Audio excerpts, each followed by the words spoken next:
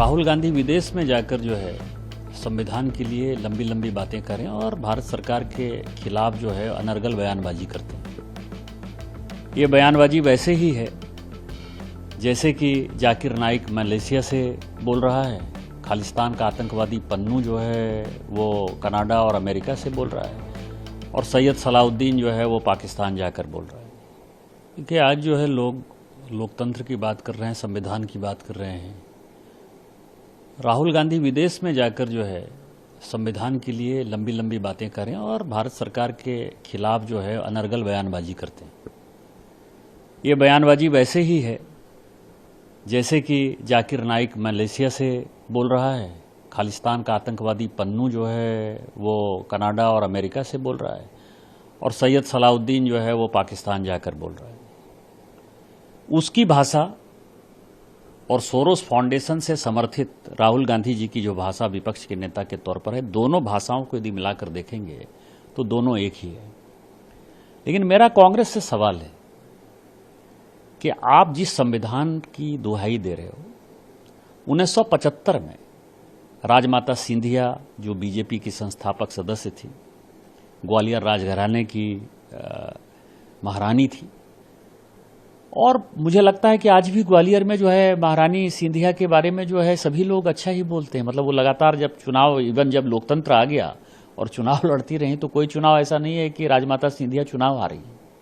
तो इसका मतलब जनता के बीच में उनकी लोकप्रियता बहुत है, उन्होंने लोगों के लिए बहुत किया। उनको केवल इसीलिए कि वो भारतीय जनसंघ का, जो पहले भारतीय जनता पार्टी का पहला रूप था, भारतीय जनसंघ की वो नेता थी, आपने उनको कैद कर लिया।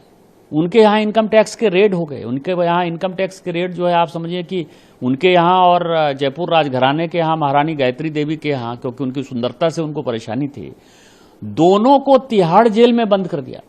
और कहाँ फांसी की कोठी है जहां की बाथरूम की भी सुविधा नहीं है। आप महिला की बात करते हो, महिला अधिकार की बात करते हो। दो सभ्य महिलाएं जो कि एक ग्वालियर राजघराने की महारानी थी, भारतीय जनता पार्टी की बड़ी नेता थी, दूसरी गायत्री देवी थी जिनके पति बड़े थे, जिनके बेटे कर्नल भवानी सिंह जो है वो महावीर चक्र मिला था उनको, सैनिक थे। आपने उनको फांसी की कोठी में तिहाड़ जेल में बंद कर दिया जहां की बाथरूम तक की सुविधा नहीं थी। इतना ही नहीं, आज वांगचुक की बात कर रहे हो, बड़ा हल्ला हंगामा हो रहा है, इन्वेस्टिगेशन चल रहा है, इतने लोग हत्या में मारे गए लद्दाख में। आपको पता है वांगचुक ने क्या कहा था कि 30 साल से जो है हम एक ही चीज डिमांड करते थे कि हमको जो है यूनियन टेरिटरी का दर्जा दे दीजिए। यूनियन टेरिटरी का दर्जा दे दिया गया तो किस विदेशी ताकत के साथ मिलकर अब जो है वो कहते हैं कि राज्य दे दीजिए। मतलब एक नई बात, 30 साल में किसी ने, कांग्रेस ने कुछ नहीं किया। माननीय मोदी जी ने आपको यूनियन टेरिटरी का दर्जा दे दिया जो लद्दाख के लोग मांगते थे। इसके बाद आप इस तरह की बातें कर रहे हो और अभी इन्वेस्टिगेशन चालू है।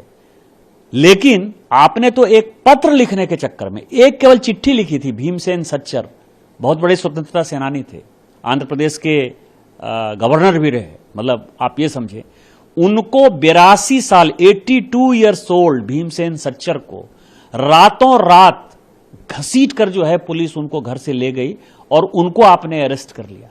आप लोकतंत्र की बात करते हो। तो मुझे लगता है कि कांग्रेस को पूरे देश भर से माफी मांगनी चाहिए।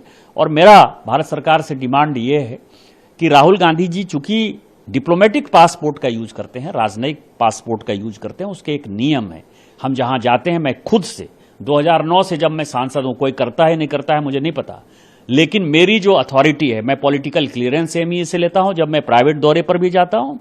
और कोई ऐसा दौरा नहीं है 2009 से 14 तक तो कांग्रेस का लोकसभा अध्यक्ष था, और 2014 से लेकर आज जब मैं 2025 में बात करता हूं, कोई ऐसा एक दिन का दौरा नहीं है जब मैंने लोकसभा स्पीकर से इसकी परमिशन नहीं ली है या इसकी जानकारी नहीं दी है और ये नहीं बताया है कि मेरा कौन खर्चा उठा रहा है। मैं खुद से खर्चा उठा रहा हूं, मैं खुद से जा रहा हूं, उसके बावजूद भी मैंने ये सारी बातें कही है। तो मुझे लगता है कि अब समय आ गया है, जो कॉल सखधर कहता है कि लीडर ऑफ अपोजिशन का रोल क्या होना चाहिए, उसके आधार पर इनका जो डिप्लोमेटिक पासपोर्ट है वो जब्त होना चाहिए और इनके ऊपर कानूनी कार्रवाई होनी।